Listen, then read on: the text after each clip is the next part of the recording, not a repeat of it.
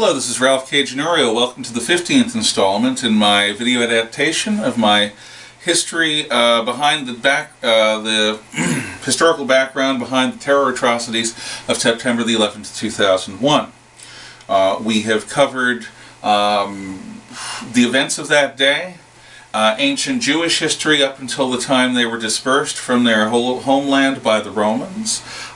We have covered Christian history and significance of Christianity to Western civilization up through the Middle Ages, and we've hinted at some things in modern times. We've covered Islamic history from God's vision to Muhammad up through the physical dominance of the Ottoman Turks in the early modern era and their long, slow stagnation and decay as the centuries of European hegemony around the world march on, the 16, 17, and 1800s. By the 1800s, Ottoman Turkey is the sick man of Europe, but it does rule over the Islamic world. Now, what has happened? Is it merely that the Mongols did a sharp head wound to the Islamic mind, creating this situation of Islamic stagnation? It's not simply that many in the Muslim world, the leading societies like the Ottoman Empire, became satisfied and stagnant and hidebound and inflexible. What happened to Europe was nothing short of unprecedented and miraculous. Europe had been a backwater 1,000 years ago.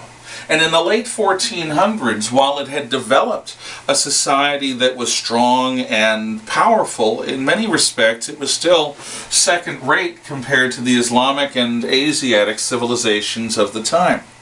But what the Europeans had was an almost Darwinian, evolutionary, competitive drive. And this drive is expressed in the successful variant of the Christian Crusades, the Spanish Reconquista.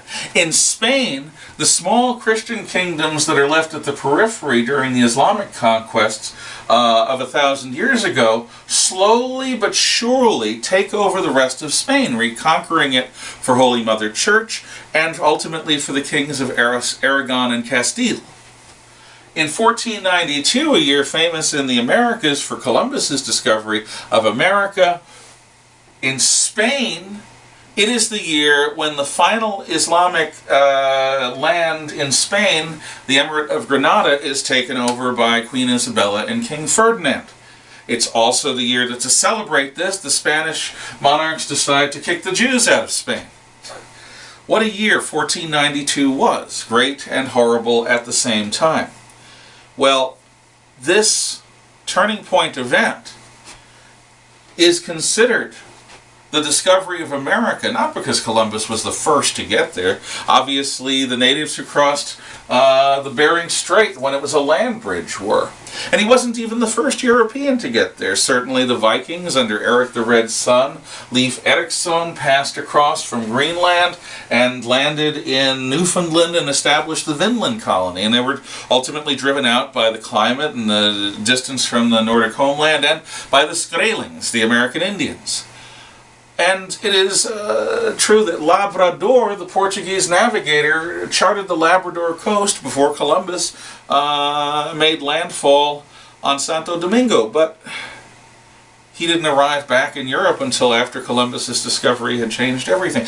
Columbus is given credit for discovering America because it was his voyage that changed the world. His voyage changes everything. And at first, Spain and Portugal, and later, the maritime countries of Western Europe all capitalize on this.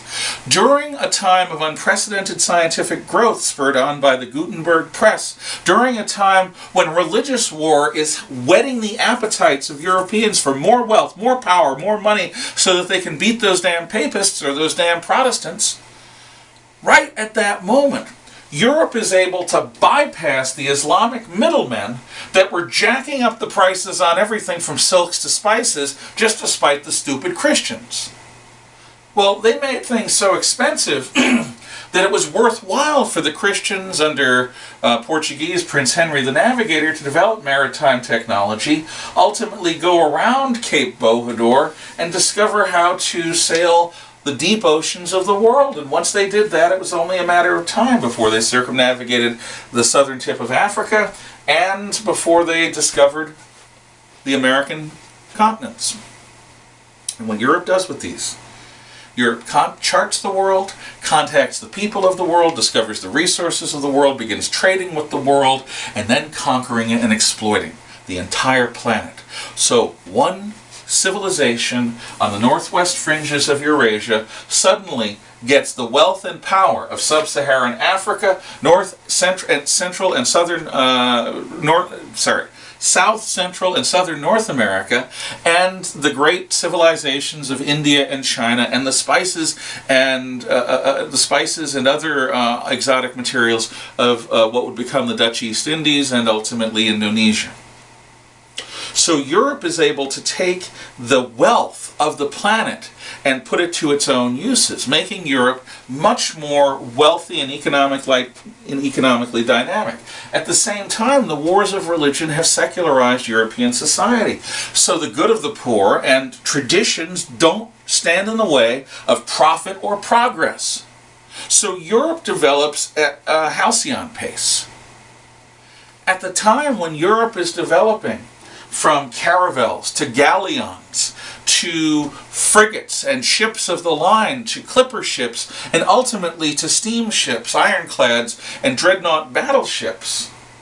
As Europe moves from using the longbow and the pike to using harquebuses and matchlocks and flintlock muskets and rifled muskets, and ultimately percussion-cap firearms and cartridge firearms, and bolt-action rifles and the Maxim gun.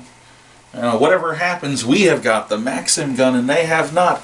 The Islamic world remains in stasis, stuck with 16th, 17th, or 18th century technologies with a smattering of European accretions. 100 years ago, in 1913, a handful of societies on Earth are not dominated by Europeans, European empires, or former European colonies.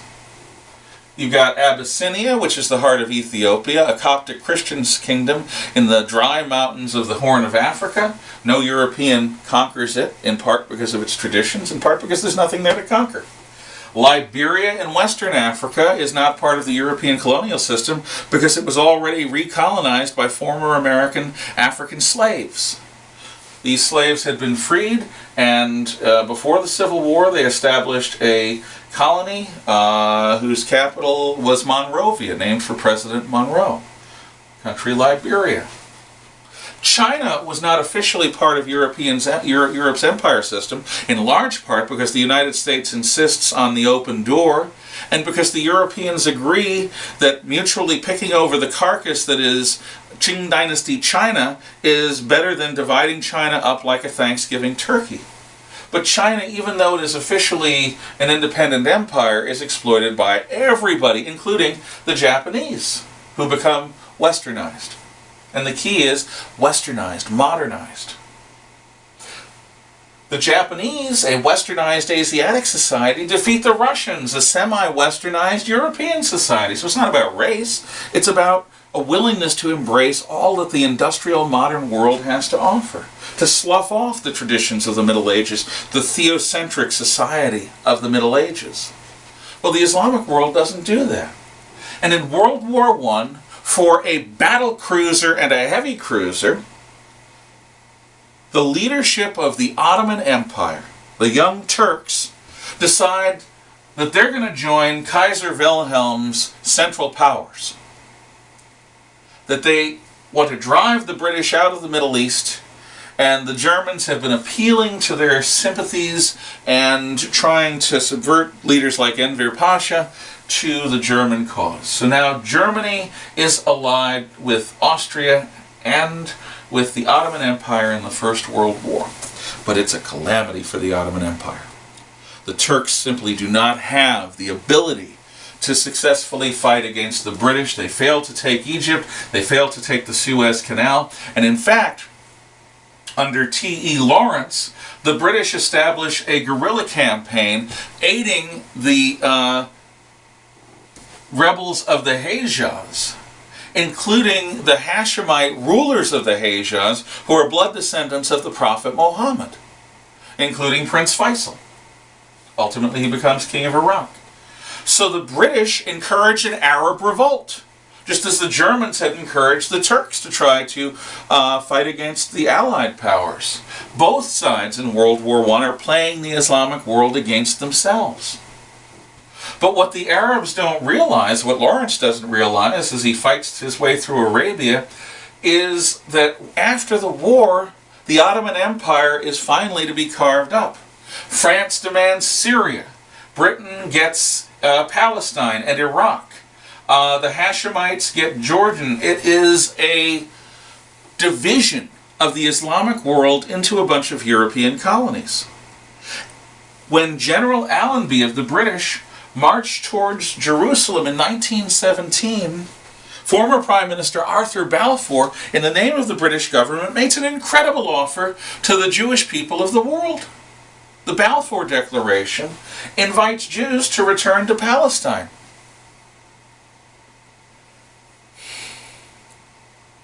It's calamity from an Islamic point of view. And from the end of the First World War, the only light in an otherwise dismal tale from an Islamic point of view of European domination, either direct or subtle, was Turkey. In the case of Turkey, Mustafa Kemal, who was formerly the only successful general in the Turkish army, kept the British out of the Dardanelles and Gallipoli, takes over the Turkish homeland in Anatolia and turns Turkey by force of will into the only Islamic society ever to fully step from the Middle Ages into the modern world.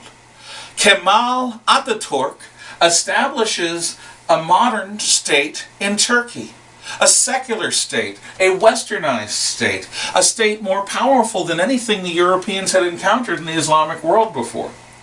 So the carving up of Turkey extends to the colonial regions beyond the Turkish homeland, but the Turkish homeland is preserved from Greek domination, for example, by Atatürk's very, very successful, powerful army. With the exception of Atatürk's modern Turkey, the Islamic world is in decline. The only hope for the Islamic world is something found under their sands, which had been considered a plague and a blight that had poisoned the wells, and that was petroleum oil. The world, the industrial world after World War I, more and more, is shifting from clumsy, clunky, solid fuel coal to the black gold of liquid, clean, efficient burning petroleum. And the world economy is still dominated by the free flow of oil at market prices. Well, this is going to change things. But it takes a Second World War to do that. The European empires have exhausted themselves in the First World War, but they have just enough oomph to hold on to the world. But when Hitler makes his bid for world power, the European empires spend what little mojo they have left defending themselves against National Socialism. No thanks, by the way, to the Grand Mufti of Jerusalem, Haj Amin al-Husseini, who openly courts Hitler, and Hitler openly courts him. Haj Amin al-Husseini, Grand Mufti of Jerusalem, is repeatedly treated as an honored guest and an honorary Aryan by the Nazis, and he helps raise units of Muslims from Bosnia to fight on Hitler's side during World War II. Why? Because the Mufti of Jerusalem is alarmed by the increased Jewish settlement permitted under the Balfour Declaration. Even though the British repent of their desire to bring Jews in large numbers into Palestine, it's too late. The sluice gates have opened and Jewish people are returning to their ancestral homeland, and the British government is caught trying to balance and square the circle, and it ultimately can't be done. And of course, there's the final solution to the Jewish question. Now, I'm speaking right now from an Islamic standpoint.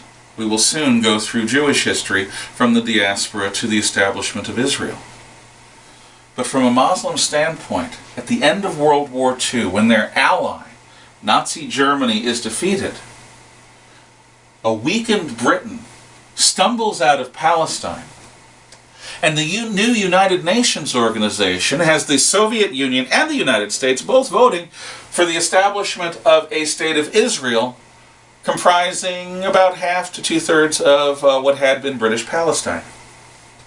On the day that the British leave and the Israelis establish their state, every nearby Arab army launches an attack, their goal to drive the Jews into the sea. But this is an Islamic world that for hundreds of years has been in decline, an Islamic world that has not produced its own ideas, depending upon European weapons and advice. We will come to that first Arab-Israeli war in modern times after we come through, after we study the history of the Jews of the diaspora, which is the topic, we're going to begin that topic in the next video. Thank you for your attention. Good day.